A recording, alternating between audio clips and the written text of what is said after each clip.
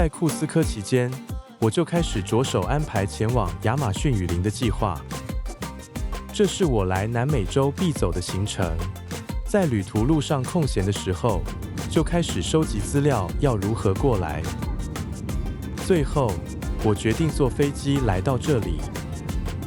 亚马逊雨林，我们时常称呼它为地球之肺。在这里有世界最大的原始热带雨林生态系统，丰富的植物和动物种类。我想，每一个自然爱好者都曾经想过来到这里看看。抵达到这里的主要机场了。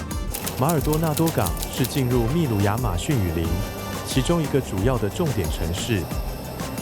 这是一个相当小的机场，抵达后还需要搭个计程车，距离市中心约15分钟的车程。现在就跟我一起进入雨林深处，来体验5天惊奇的丛林冒险吧。我的频道是探索世界各地的人文风情与自然景观。如果你喜欢这样的内容，请再给我一个订阅，开启小铃铛。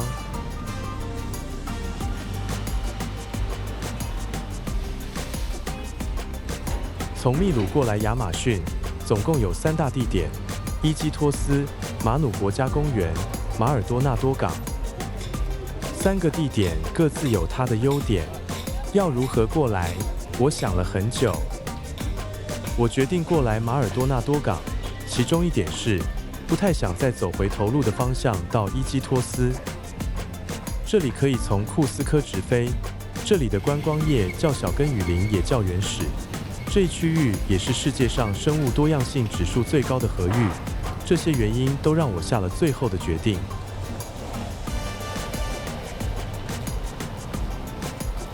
这座城市本身没有太多旅游景点，它只是一个雨林探险的起点。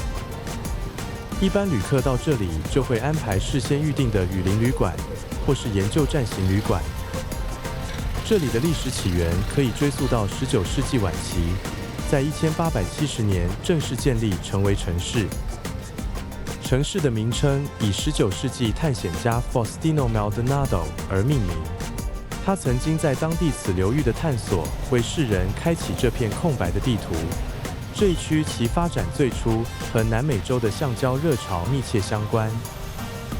当时亚马逊雨林的橡胶资源被大量开采，随着吸引着许多商人和劳工涌入该地。在当时活跃于这一行业的橡胶大亨 Carlos Fitzgerald 以及周围的巴西和玻利维亚的利益集团开始在这里采集橡胶。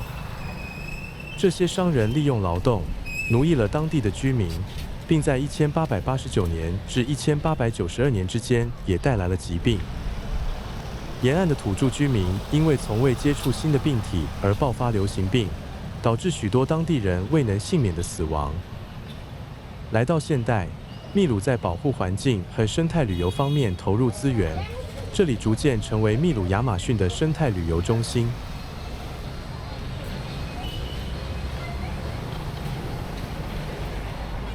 这里有个主广场，与南美洲各地的主广场相似，适合拍个照，或只是闲坐一会。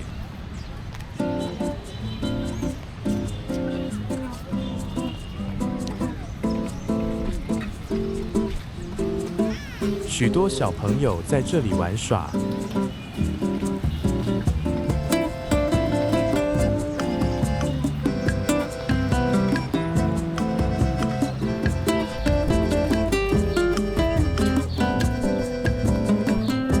可以去主广场旁的旅行社一条街，参考一些雨林行程，当地购买会便宜一些。但是建议要先做好功课，有些旅行社不服务不讲西班牙语的客人。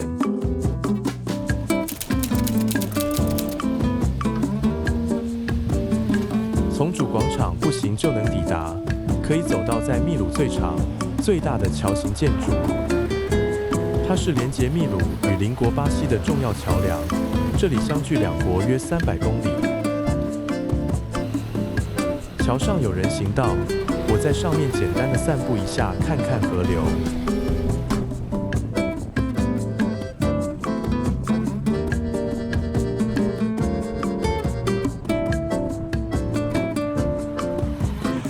这里是马德雷德迪奥斯河与坦博帕塔河的交汇处，坐船进入雨林的码头也在附近。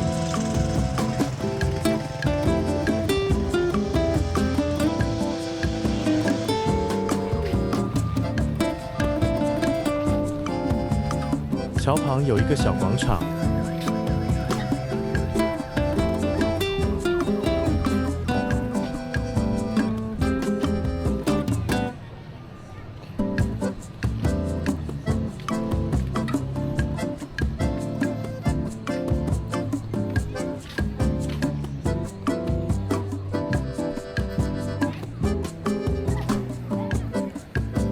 这里有餐厅，也可以看到不错的河景。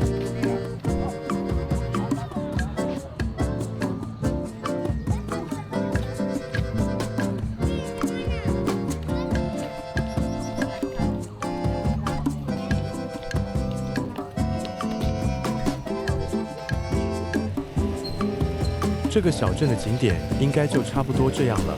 到商店里面备一些补给品后，就回住宿休息。明天一早就会进入亚马逊雨林，那就明天见。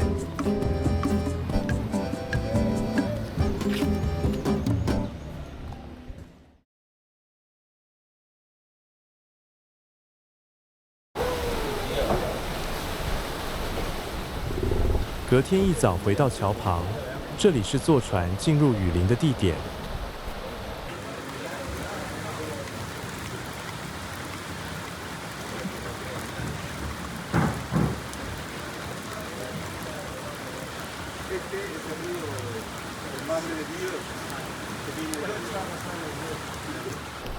出发当天雨下的还不小，我们这一团大概是10个人左右。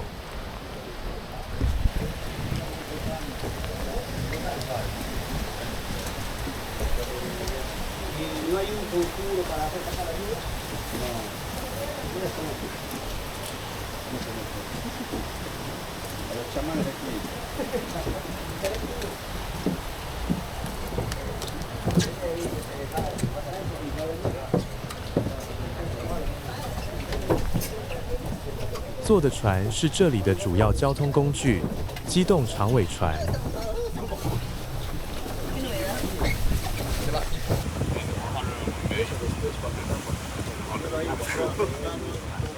在船上，导览会说明这几天的行程细节。我的行程主要会去猴子岛、桑多瓦尔湖以及金刚鹦鹉田土观鸟行程。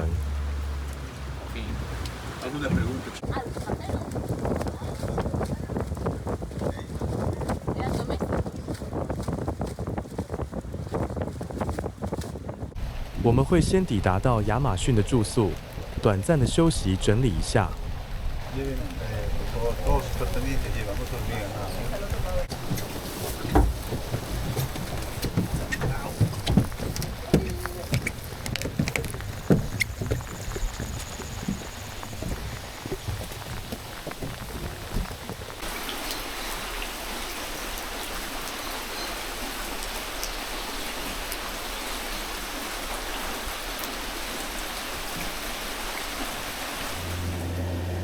短暂休息后，我们便出发前往猴子岛。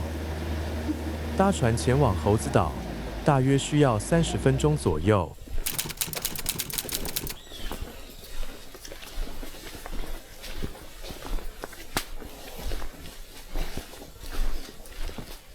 猴子岛，听导游说，原本这里是个研究站，但是因为资金的问题，这个研究站最终被放弃了。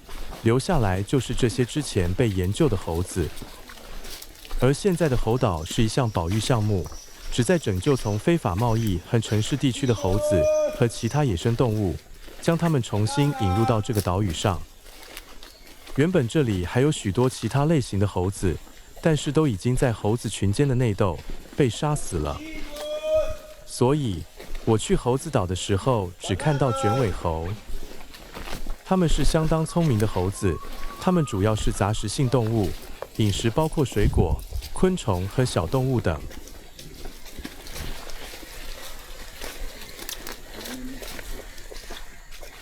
从丛林里面的生态多样化，进去的时候，我的头应该是被从树上掉下来的昆虫咬了一下。当时一时紧张，就马上把它拨到地上。至今我还不知道是什么东西咬了我。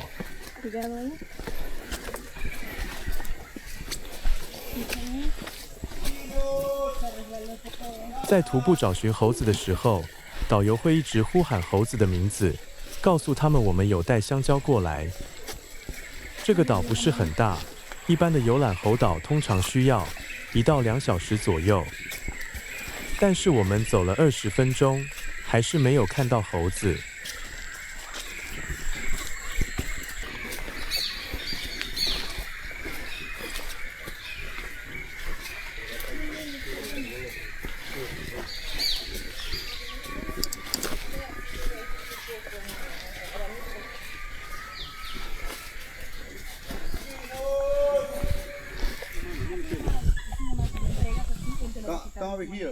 终于在岛内深处丛林的树上察觉到一些动静，那里有几只卷尾猴。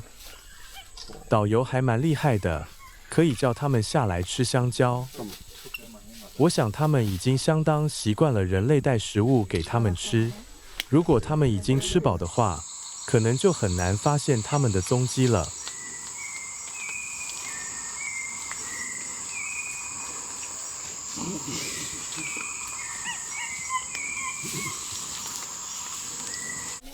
You have banana, leave it here. Donation for monkey. Acá déjalo el platanito. Yeah.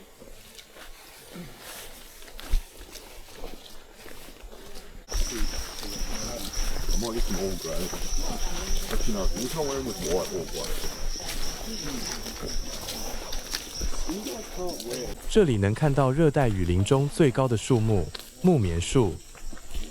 这种树以其巨大、广泛分布的板状根而闻名，能够长到70公尺高。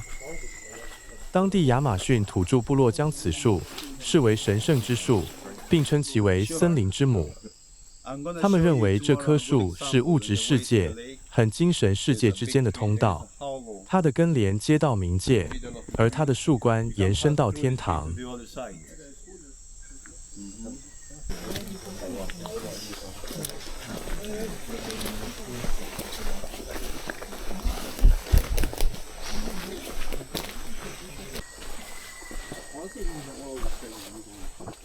在亚马逊雨林中的一些植物，可以用来制作天然的红色脸部颜料。原住民会使用植物染料，例如胭脂树籽，来进行人体彩绘和装饰。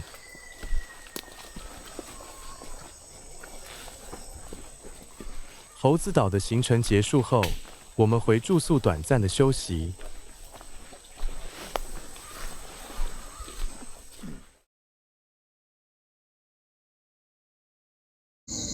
傍晚时，我们再度出门去做夜间导览夜行动物。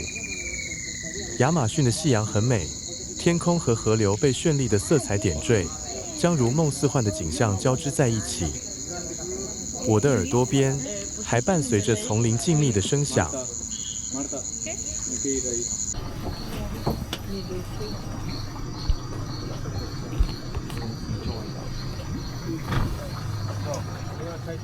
我们坐船出发，开始找寻一些野生动物。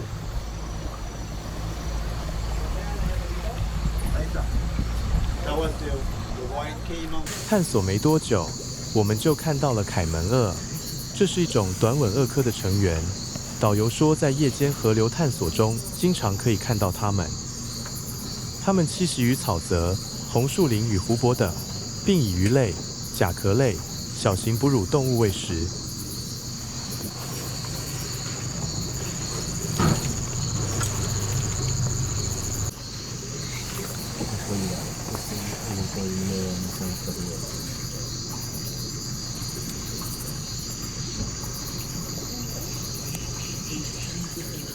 我们也看到了好几只水豚，它们是世界上最大的啮齿动物，正在河边附近觅食。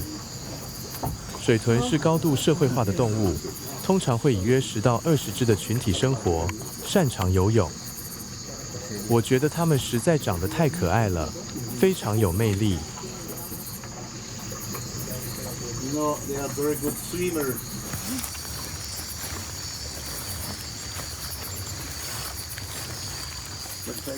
当水豚发现我们的时候，其中一只就默默地后退回丛林里面，实在是一个相当有趣的生物。I'm gonna off the light, yeah? Yeah? 1, 2.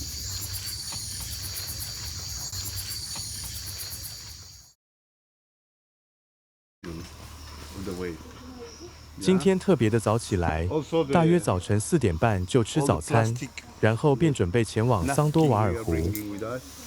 雨林的晨雾看起来相当有特色，它覆盖着茂密的树冠和河流，少许的阳光透过薄雾洒下美丽的金色光芒，晨雾低垂，露出一些树林，带给我一种神秘的氛围。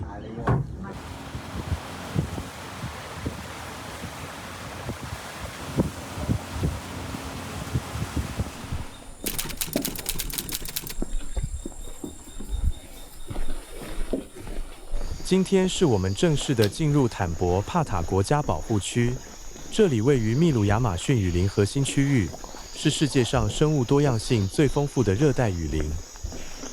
该保护区保护热带雨林的多个生态系统，以确保周围人民可持续地利用森林资源。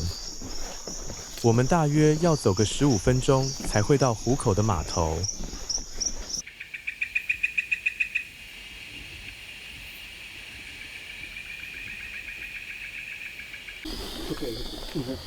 从这里，我们划着长尾船进入湖泊。在进入湖泊的小径，我能听到来自丛林的许多声音：猴子的叫声、鸟类、青蛙的鸣叫声，以及各种在雨林中栖息的动物发出的声音。光是听到这些自然环境的声音，就能感受到雨林的奥妙之处。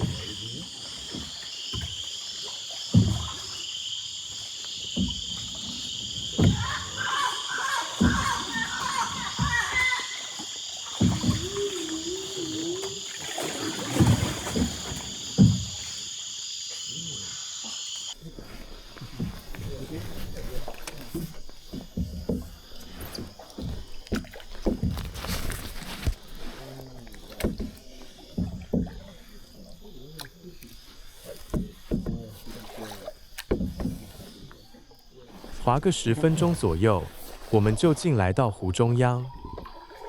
一进来后，我就被宁静的自然景观给震撼到。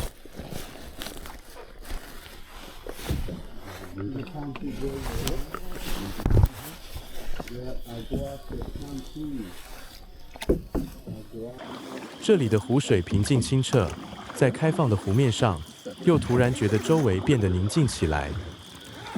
我们被眼前的茂密树林所环绕，看着这些棕榈树倒影在湖上，这个景色就如画一般。我们就顺着湖边滑行，看能不能近距离地看到野生动物。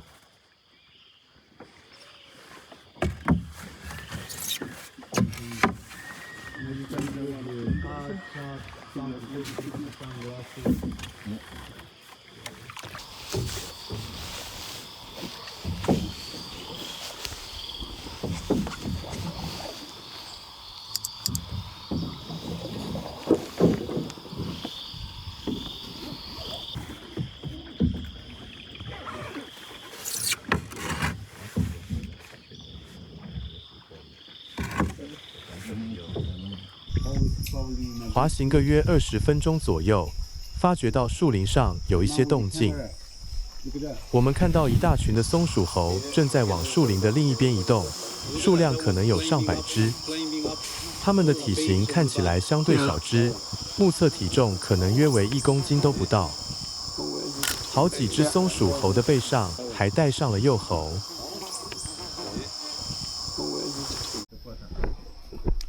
在湖的中央，看到了一只黑凯门鳄，悠闲地从我们的身旁游过来。黑凯门鳄比昨晚看到的凯门鳄还更大只，它是短吻鳄家族里面体型最大的成员。它的集体长可达5.5公尺，体重能达到700公斤以上，是南美洲最强大的肉食动物。除了美洲暴击人类，成年的黑凯门鳄在亚马逊雨林里几乎没有任何的天敌。在湖上的另一边，我们看到了巨水獭家族，是体型最大的水獭种类。它们是濒危物种，导游说旅客遇到巨水獭的几率其实不高，能看到它们的机会大约为10%左右。这让我觉得与它们这次的邂逅就显着格外特别。接着，我们滑到水流较为缓慢流动、水质较为浑浊的湖域。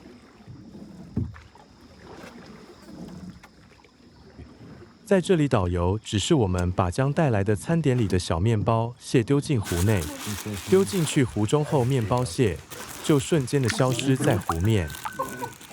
原来这里有食人鱼栖息在此，它们是杂食性动物，会吃各种类型的食物。如果我掉进水里的话，不知道会发生什么事情。回程的路上，因为雨后，看到了一大群蝴蝶在地面吸水的行为。雨后放晴的森林里，蝴蝶会从湿润的泥土、动物的排泄物或是腐果，获取它们要维持生命所需的重要营养。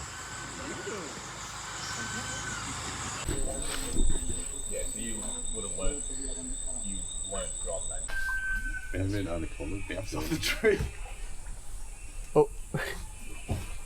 Hey. Grab one. Hit him. You get both. 当晚我离开了桑多瓦尔湖，晚上坐船进入更深入的保护区里面，到达的时候已经伸手不见五指。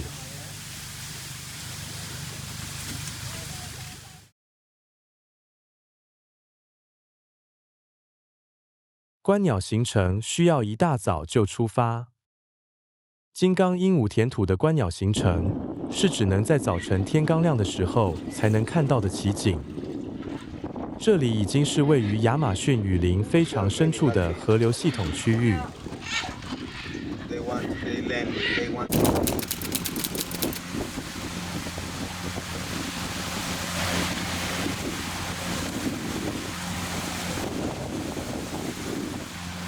一早过来，已经有许多观鸟爱好者来到河边等待。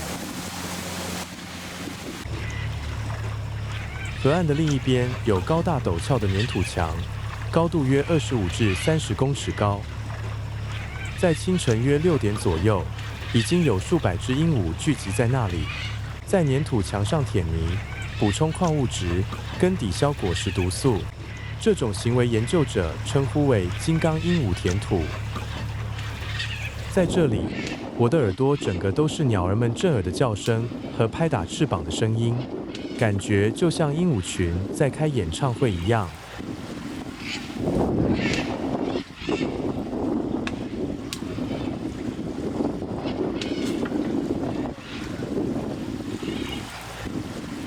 约早上8点钟，大部分的鹦鹉都已经飞走。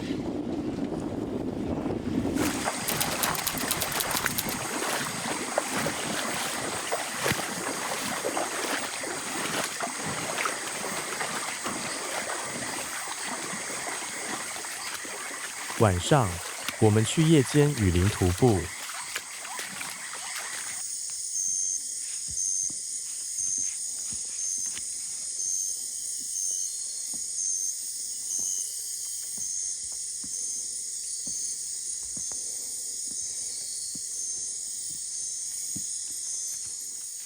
主要是观察看看夜间出来活动的动物和昆虫，例如像是青蛙、狼蛛、蛇和叶猴。夜晚的时候很热闹，可以听到不同丛林生物的独特声音。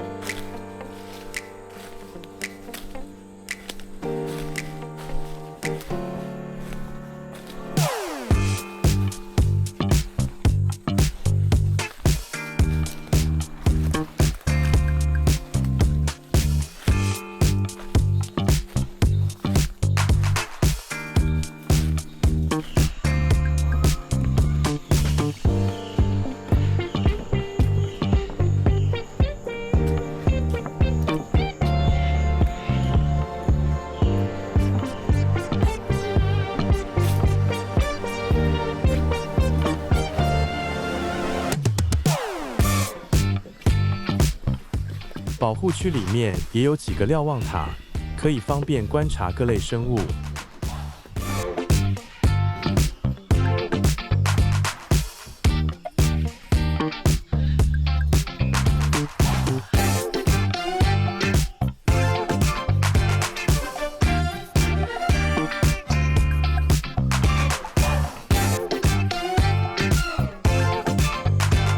第5天，我们尝试的去钓食人鱼。导游说他很喜欢用食人鱼做的 ceviche 料理，他说这道料理在亚马逊地区很受欢迎。ceviche 是来秘鲁必尝的料理，吃起来的感觉很像在吃日本的生鱼片，只是它加上酸味，味道更浓郁。食人鱼的 ceviche 吃起来不知道是怎样，有吃过的可以在下面留言分享一下。可惜的是，我们只有钓到金斑鲶鱼，一种在亚马逊和域常见的鱼种。这次的亚马逊行程，在这里看到可能超过40种以上的生物，还有一些我完全不知道学名的物种。这是一趟很棒的生态之旅。好了，这期影片就到这里结束，感谢您的观看。如果您觉得这部影片还有意思，欢迎订阅、按赞、分享，开启小铃铛，让更多人看到影片。我们下次再见。